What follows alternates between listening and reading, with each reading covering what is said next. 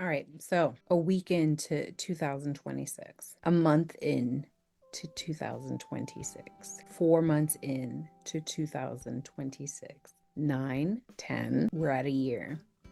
Like, how did it go? What supported you to stay on track with your word of the year, your vision board creation, your intentions, your goals, your keep doing what I'm doing, whatever it may be?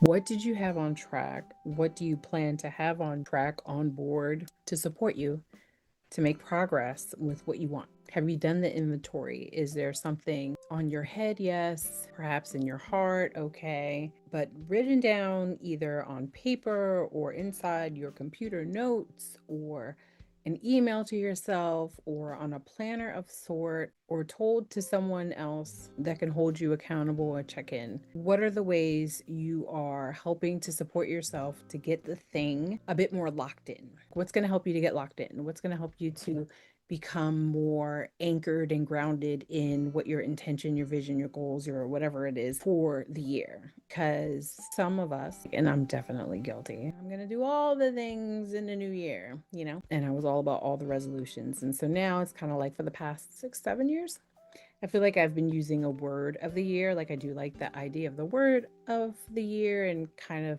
it helps to feel maybe a bit more intentional. It could be a guide. I actually like this year got the clarity of kind of using my word as a guide and as a filter. So kind of taking that word and playing with it in all the different ways that I can apply it to different areas of my life to help support me. And so just to give you an example, so my word is purpose. I could make decisions, making sure whether I say yes or no to something to kind of check in with myself. Is this aligned with my purpose, or am I clear on what the purpose is of this thing?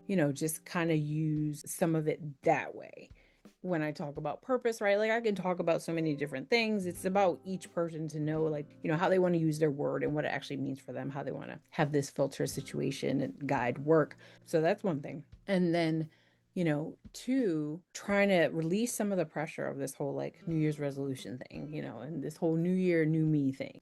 I definitely, again, have bought into all of that and then not been successful with things and then beat myself up and then have all kind of stories and then feel shitty about stuff and then the vibes come down and then less stuff happens and on and on and on. So now, right, like I've realized, oh, okay, like it's about those small things kind of over and over and over practice, and maybe you learn something new and different to kind of enhance the thing that you're doing, and or maybe there's an additional step to the thing, and it's the continuous practice of the thing, that really helps to create and keep momentum. And so even that in and of itself, like what are the things that help support momentum, that action, that going, that progress, that practice? I like to use the words practice because I feel like you can't really mess up practice, especially when we're talking about like some of these goals and intentions and things like that. Just as long as we don't get into kind of some of the black and white thinking of, oh, like I had a day and I didn't do this and do that, and then boom, stop, I'm done, like nothing else is happening. And then we just kind of go back to like being on the couch or like just kind of giving up on all our visions and dreams and all of that.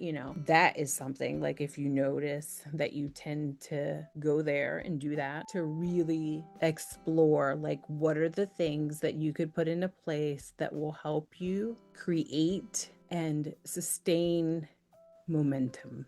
So even, I could have a bad day now with something. And let's say if I do end up on a couch, I know like, okay, I'm ending up on the couch today. And I know tomorrow when I wake up, I'm more energized and I'm back on track with my goals, my intentions, my visions, and all the things sometimes. And also, like, I do want to, that intentional pause, planning for a break is super important. That can help so that there's less risk for burnout, especially depending on all the other things you might have going on. But just to say, like, having the momentum creation of looking at your why, like, why do you want this thing or to do this thing or be this thing or have this thing? Get into some of the feelings of that. Hopefully, if it's something you actually want and it's a big thing, and whether how big it is or not, but you really want it, like there'll be some expansiveness, something that feels energizing and good, like kind of notice how it feels in your body. And then, thinking about, well, what are the other ways that I could support myself to stay on track with this? And so thinking about the ways. And so I'm a visual person. So I sometimes will do, like, let's say if there's words that kind of go along with the goal or the intention or focus I'm having, maybe I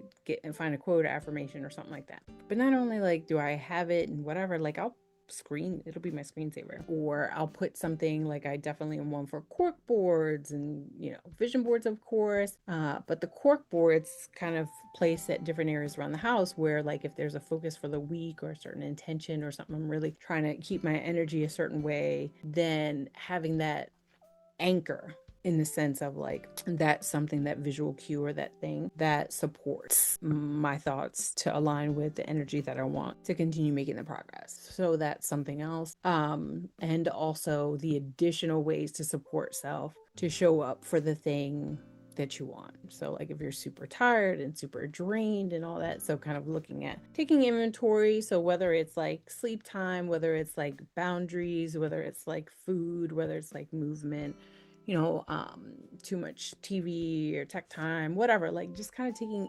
inventory of some of those surrounding happenings to see if they help create momentum or like stop it. And so that might be something you might find helpful. So this is just kind of like some seed planting and just kind of maybe some ideas for you to consider as you think about the end of January, like where you are with some of the intentions, goals, whatever you have 4 months from now, you know, kind of 8, like all of those things. How can you still, so that when all the life and all the happenings and curveballs and world events and cold weather, changes in weather, all the things come up, what will be kind of that thing, right? That still you can be locked into it imperfectly, messily, you know, it doesn't have to be pretty.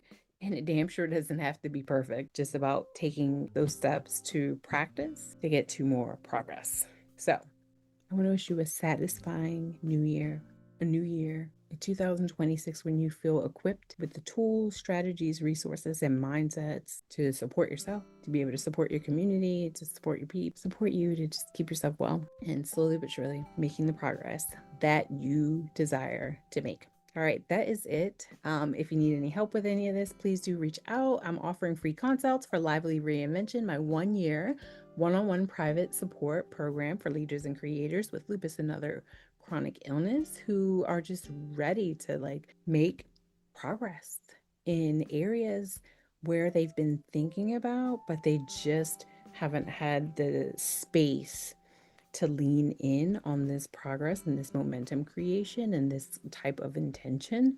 And I'm holding space for them to do the things, because when they are fully supported and they have that space for what they truly need and desire, the world gets to be a better place. When we have humans who are like heart-centered, doing amazing work in this world to support other people, cared for and caring for themselves well, that just trickles down into all kinds of additional good things. All right, just check out the comments below and reach out, whatever, all the things, it's there. You can email healthcoachrn@lydiaromerojohnson.com, healthcoachrn@lydiaromerojohnson.com. All right, have a beautiful day, humans. Talk to you soon.